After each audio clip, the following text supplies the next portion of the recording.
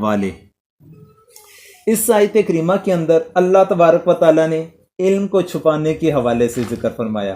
یہ علم کو چھپانا، علم دین کا اظہار اور پھیلانا، اس کا حکم واضح فرما دیا۔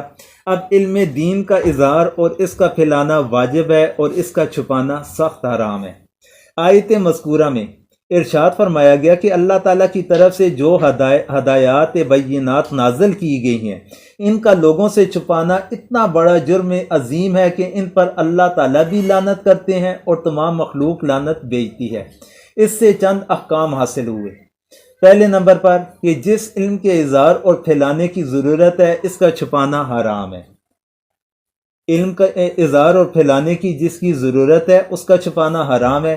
رسول کریم صلی اللہ علیہ وسلم نے ارشاد فرمایا، من سئل عن علم یعلمہ فکتمہ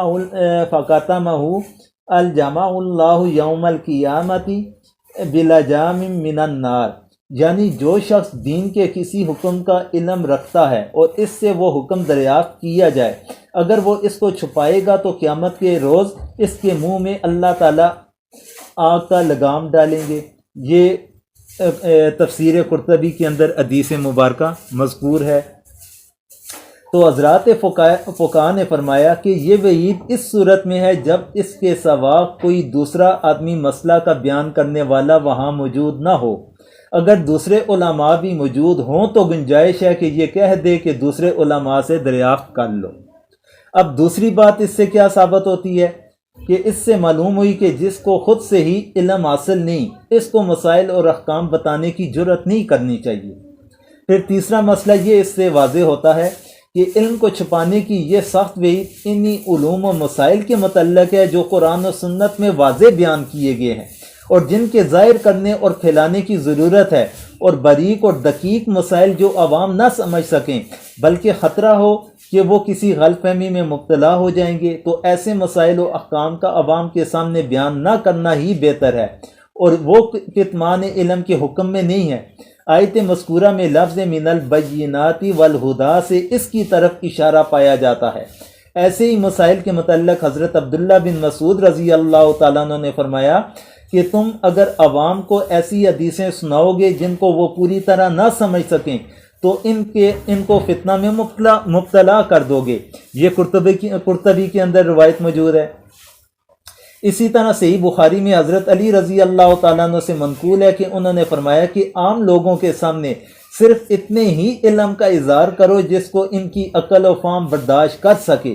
کیا تم یہ چاہتے ہو کہ لوگ اللہ اور اس کے رسول کی تکذیب کریں؟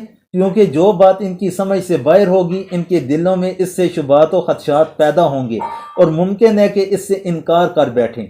تو اس سے معلوم ہوا کہ عالم کی یہ بھی ذمہ داری ہے کہ مخاطب کے حالات کا اندازہ لگا کر کلام کرے۔